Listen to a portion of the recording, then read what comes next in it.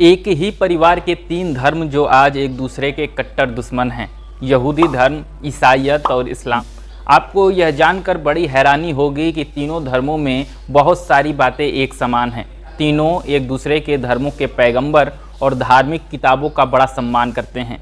लेकिन फिर आखिर ऐसा क्या हुआ कि इन तीनों धर्मों के बीच नफरत पनपी, और उस नफ़रत का इंटेंसिटी आप लोग इजराइल और फ़िलिस्तीन युद्ध में देख सकते हैं कि कैसे मासूम बच्चों और औरतों को भी नहीं छोड़ा जा रहा है। अक्सर धर्मों का इतिहास बड़ा ही रोचक होता है और इजराइल फ़िलिस्तीन युद्ध में एक धार्मिक कारण भी है। इसलिए इस वीडियो में हम जानने की कोशिश करेंगे इन तीनों धर्मों का इतिहास और उसको भारतीय परिप्रेक्ष्य से भी रिलेट करने की कोशिश करेंगे, जिससे आपको बेहतर समझ में आए। धर्मों के इतिहास से बहुत कुछ सीखा जा सकता है और बहुत कुछ भूला भी जा सकता है।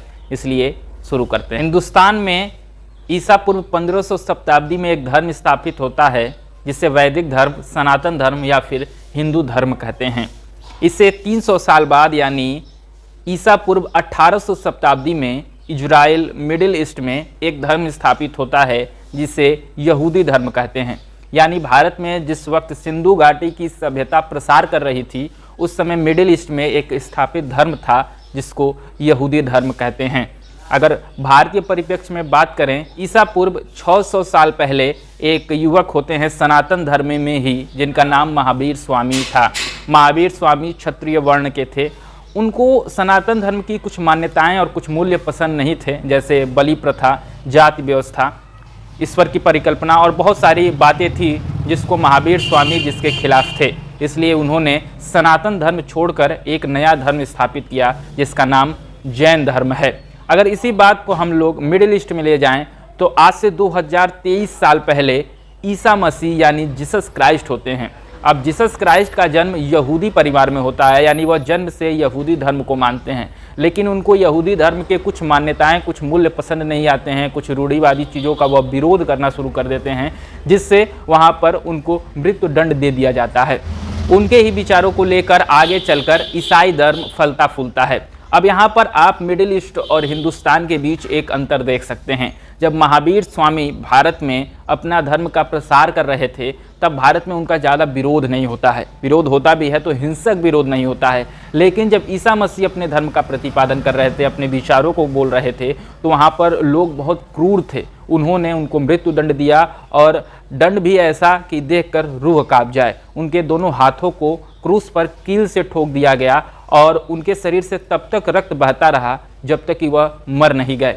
यहाँ से हम लोग ये समझ सकते हैं कि भारत का वातावरण कहीं ना कहीं एक उदार वातावरण है, एक लिबरल वातावरण है। और मिडिल ईस्ट में हम लोग देखते हैं कि मिडिल ईस्ट में एक कट्टरता है, एक क्रूरता है जिसको लेकर वहाँ के लोग रहते हैं। इसका कारण क्या है? तो इसका कारण वातावरण है। भारत में हर प्रकार के मौसम है, उपजाऊ भूमि है, जिससे यहाँ के लोग शाकाहार करते हैं। लेकिन मिडिल ईस्ट में ज़्यादातर रेगिस्तानी इलाके हैं, वहाँ के लोग सब्जी नहीं उगाते, मांस खाते हैं। मांस खाने के लिए जानवरों को मारना पड़ता है, क्रूर होना पड़ता है। इसलिए वहाँ पे जितने भी धर्म फलते फूलते हैं, कहीं ना कहीं अपने अंदर क्रूरता और कट्टरता लिए होते हैं। और भारतीय जमीन जितने भी धर्म फलते फूलते हैं, अपने अंदर उदारता लिए रहते हैं।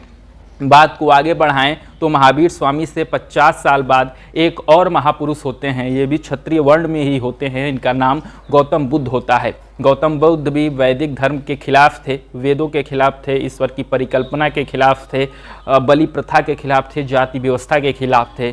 और इन सब विरोधों के वजह से उन्होंने एक नया धर्म चलाया जिसे बौद्ध धर्म कहते हैं। अगर इसी को हम लोग लेकर मिडिल ईस्ट में जाएं तो ईसा के 600 साल बाद एक युवक होते हैं, एक महापुरुष होते हैं जिनका नाम मोहम्मद है। मोहम्मद भी यहूदी धर्म में पैदा होते हैं, लेकिन उनको यहूदी धर्म की कुछ बातें नागवार गुजरती है, इसलिए वह यहूदी धर्म का विरोध कर एक नया धर्म लाते हैं। यहूदी धर्म का विरोध नहीं करते हैं, लेकिन एक नया धर्म लाते हैं जिसे इस्लाम कहा जाता है। अगर हम लोग मोहम्मद पैगंबर की कहानी भी पढ़ें तो उनका भी जीवन बड़ी कठिनाई से गुजरा। वह भी जब नए धर्म का प्रतिपादन कर रहे थे, जब नए विचारों को बोल रहे थे, तो मिडिल ईस्ट में उनका खूब विरोध हुआ, उनको मक्का छोड़कर मदीना जाना पड़ा था।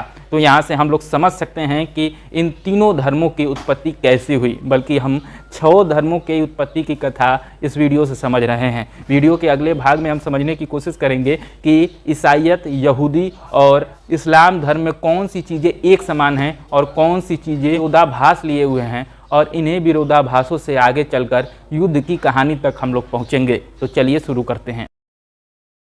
पहले बात करते हैं तीनों धर्मों की समानता की बात। तो इसको अगर भारतीय परिप्रेक्ष्य में देखें तो भारत में जो सनातन धर्म है उसमें अवतार होते हैं।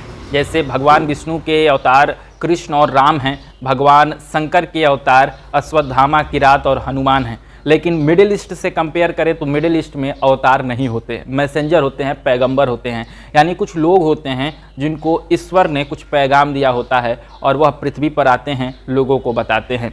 तो अगर पैगंबरों का इतिहास जानें तो एक पैगंबर है जो तीनों धर्मों में सबसे ज़्यादा इम्पॉर्टेंट है और तीनों धर्मों के लोग इसको पर्याप्त सम्मान देते हैं। तीनों धर्मों के लोगों में जो धार्मिक किताबें हैं उसमें भी इसका पर्याप्त जिक्र है। इनका नाम है इब्राहिम। अब अरबी भाषा में इन्हें इब्राहिम कहा जाता है और ईसाई और यहूदी इन्हें अब्राहम कहते हैं। यह तीनों धर्म इन्हीं से निकले हैं, इसलिए इन तीनों धर्मों को अब्राहमिक रिलीजन कहते हैं। क्या है कहानी इब्राहिम की? तो इब्राहिम का जन्म इराक में हुआ। इराक में जब ये जन्मे तो इन्होंने देखा कि वहाँ पर मूर्ति पूजा जोरों पर है और बहुदेववाद चल रहा है, यानी एक से अधिक ईश्वरों की पूजा हो रही है। इसलिए इब्राहिम ने दोनों चीज़ों का विरोध किया।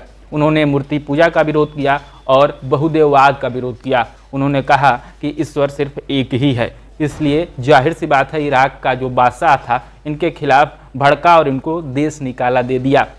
इसके बाद ये सीरिया गए, सीरिया से होते हुए फिलिस्तीन चले गए। इन्होंने 2 शादियाँ की थी। पहले शादी सारा से की और सारा से इनका एक पुत्र पैदा हुआ जिसका नाम इसहाक है, और दूसरी शादी हजरा से की जिनसे एक पुत्र पैदा हुआ उसका नाम इस्माइल है।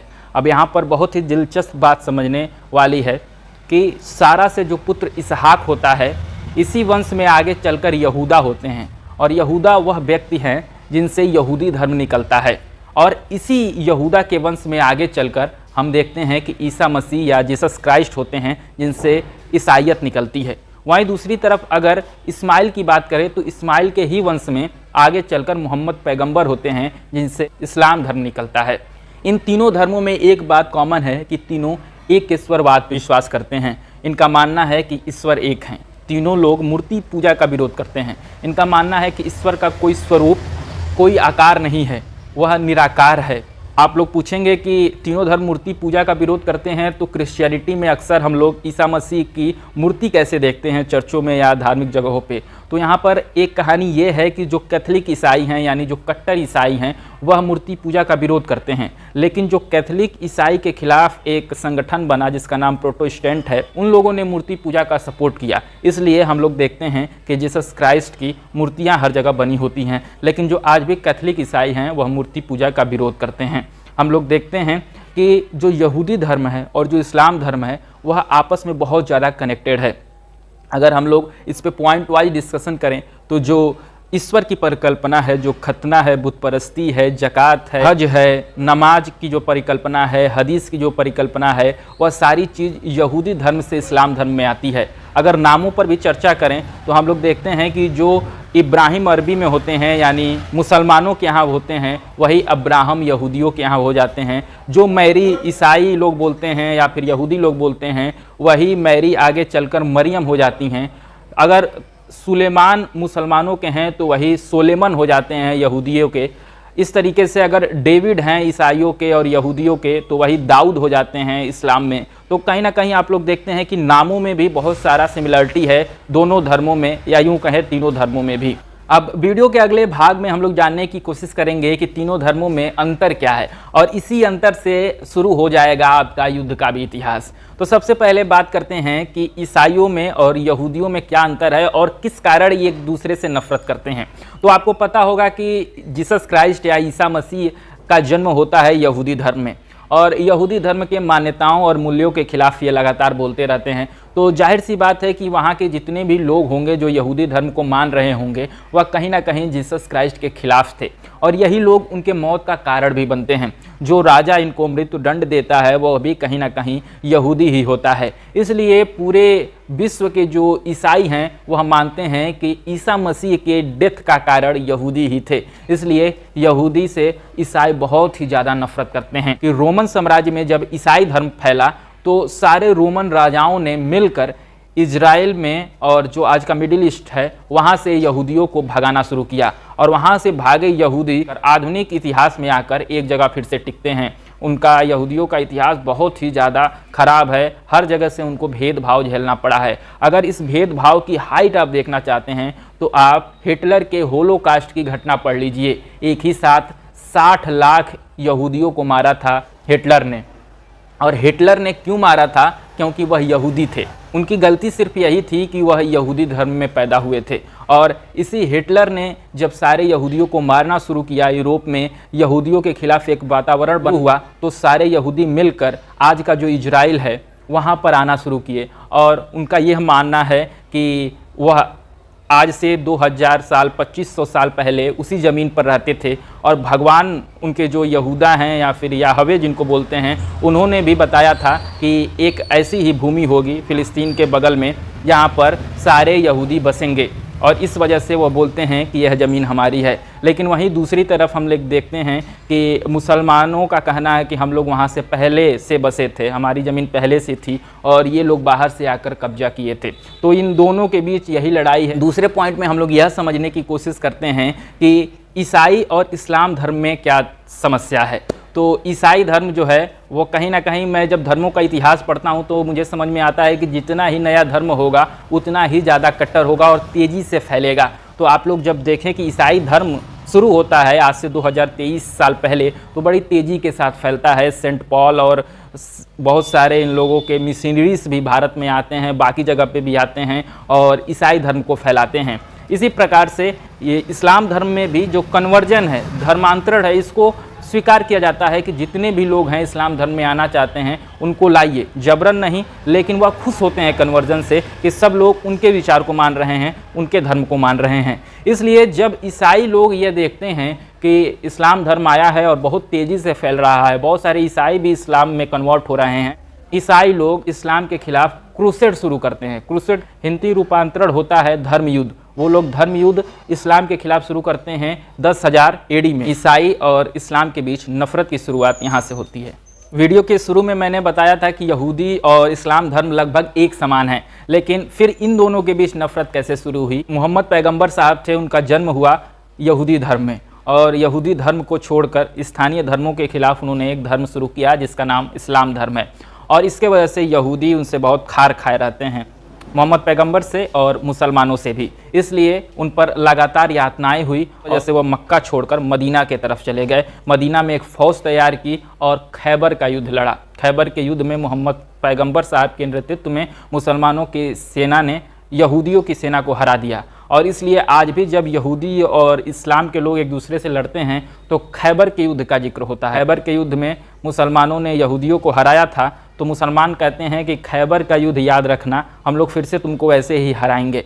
वहीं पर यहूदी ये बोलते हैं कि खैबर का युद्ध ही वह अंतिम युद्ध है जहां पर मुसलमानों को जीत मिली थी, और इसके बाद यह जीत दोबारा उन्हें नसीब नहीं होगी।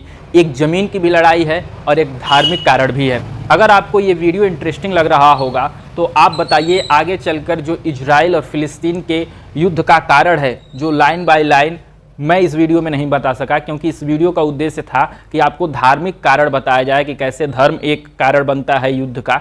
तो अगर आपको वह भी जानना होगा तो आप कमेंट्स बॉक्स में बता सकते हैं, उस पर भी वीडियो आगे बनाने की कोशिश होगी। अगर यह वीडियो आपको इन्फॉर्मेटिव लगी हो तो चैनल को सब्सक्राइब कीजिए, इंटरेस्टेड लोगों के पास इस वीडियो को भेजिए। बहुत बहुत धन्यवाद।